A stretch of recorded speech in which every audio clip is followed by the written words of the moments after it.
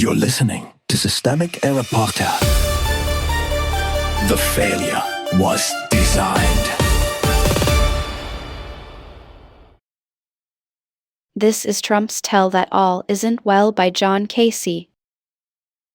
Years ago, I was drinking with friends in a dive bar with a jukebox. I went over, quarters in hand, and noticed it's the same old song by the Four Tops, sitting there in the catalog, and chuckled. I decided to play it 10 times in a row. Every few minutes, as we drank, the same Motown classic kicked on again. Eventually one of my friends cracked.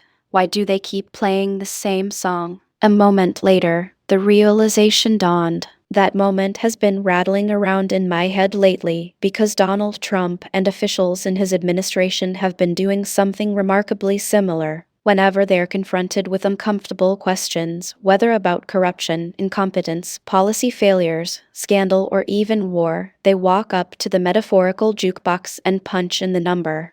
Except their tune isn't Motown. It's the stock market. In Trump's second term, the administration has relied on a single talking point whenever things get awkward: a rising Dow Jones Industrial Average. Lately, since it went past 50,000, they've relied on it more. Alas, at this writing, it's down around 47,000. No matter the topic, no matter the controversy, someone in Trump world brings the conversation back to the same supposed proof of success. If critics raise concerns about tariffs or inflation, the response is, look at the Dow. If lawmakers question government misconduct, the answer is, look at the Dow. If scandals erupt, the same old song again, just look at the Dow. Attorney General Pam Bondi delivered perhaps the most jaw-dropping example during a tense House Judiciary Committee hearing last month. Pressed about why her Justice Department had failed to indict Jeffrey Epstein's co-conspirators, Bondi didn't provide an explanation. She didn't offer new evidence or promise transparency. Instead, she blurted out,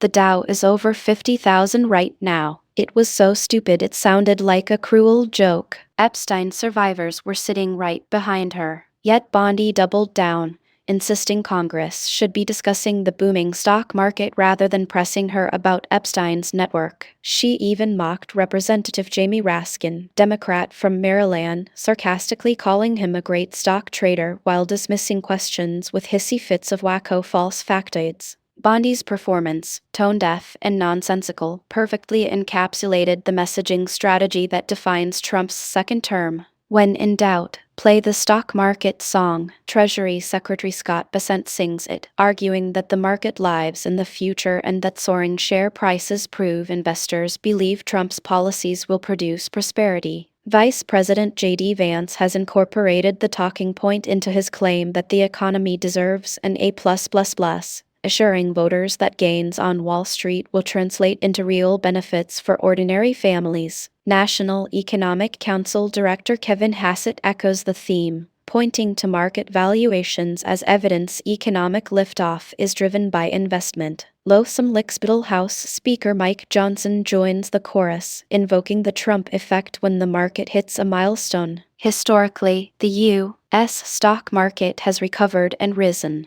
But the problem with building an entire political narrative around it is that markets are fickle. They surge, stall, and sometimes plunge. And lately, the market has started reacting to the instability the administration prefers not to discuss. Trump's impulsive decision to launch military action against Iran has sent tremors through global markets. Oil prices surged as tanker traffic slowed through the Strait of Hormuz, one of the world's most vital shipping lanes for energy supplies. Investors tend to despise uncertainty, and Trump's erratic explanations for the conflict and its future have only deepened concerns about how long the crisis could last and how far it might escalate. Does it end in 4 to 5 weeks? Tomorrow? Will we put boots on the ground? The market reaction to such questions has been swift and punishing. Monday's numbers were all over the place as investors tried to digest the geopolitical shock alongside growing warning signs at home. One of those signs arrived last Friday in the form of a very poor jobs report.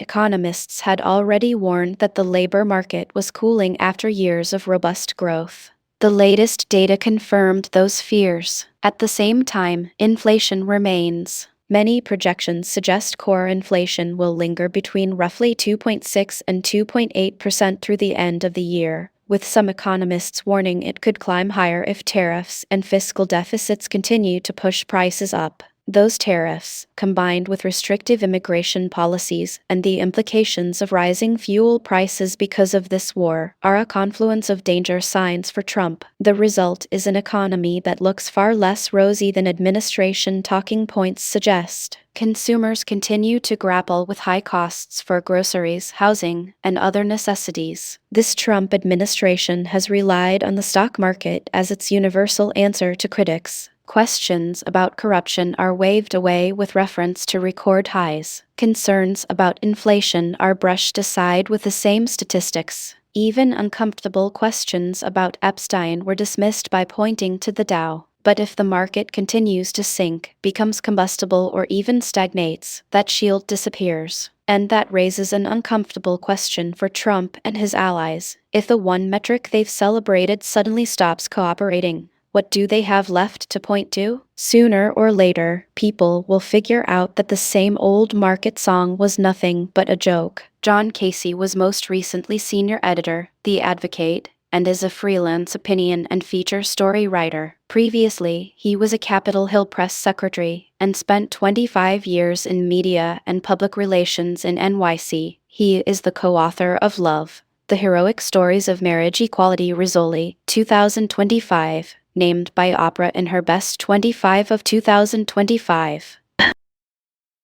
Our analysis: the Dow Jones Jukebox, Trump's broken record. In an era where political discourse often mirrors a broken record, the Trump administration's reliance on the Dow Jones Industrial Average as a universal panacea for any and all criticisms is both astounding in its audacity and terrifying in its simplicity. This analogy of a jukebox, playing the same old song ad nauseum, isn't just apt as a damning indictment of an administration's unwillingness to engage with the complexities of governance beyond the superficial metrics of stock market performance. The monotonous melody of market metrics. The article paints a vivid picture of an administration caught in a loop, much like a jukebox stuck on a single track. The Dow becomes the end-all and be-all, a convenient distraction from the myriad issues plaguing the Trump presidency, from questions of corruption and incompetence to policy failures and scandal. This tactic isn't just intellectually lazy, it's inherently dangerous. It reduces the multifaceted health of a nation to a single, volatile indicator that benefits a fraction of the population. A tone-deaf performance. Pam Bondi's cited performance at a House Judiciary Committee hearing is emblematic of this administration's tone-deaf approach to governance. Her blithe reference to the Dow in the context of Jeffrey Epstein's co-conspirators is not just out of touch, it's borderline obscene. It represents a broader issue within Trump's presidency: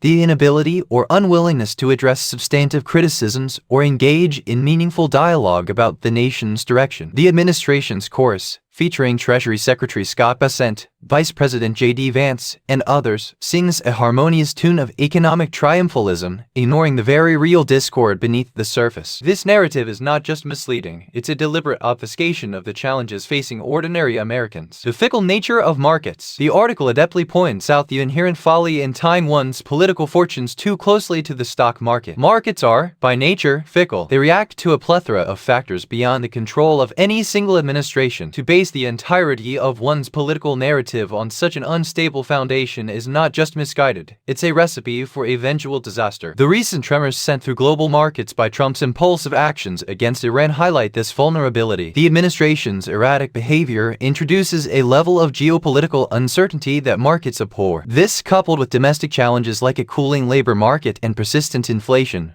presents a stark contrast to the rosy picture painted by Trump and his allies. The uncomfortable question. As the article concludes, there's an uncomfortable question looming over the Trump administration. What happens when the music stops? If the Dow's performance falters, what then will be the administration's refrain? This isn't just a hypothetical. The recent downturn in the Dow's performance suggests that this moment may be closer than Trump's allies would like to admit. Ultimately, the administration's over-reliance on the Dow as a barometer of success is a precarious strategy. It's a song that's growing increasingly out of tune with the realities of American life. And as the article suggests, sooner or later, people will recognize this tune for what it is, a hollow jest masking the deeper dissonances of Trump's America. In sum, this article doesn't just critique, It lays bare the fundamental absurdities at the heart of Trump's economic messaging. It's a sharp, scathing reminder that governance should never be reduced to a single indicator, especially one as capricious as the stock market.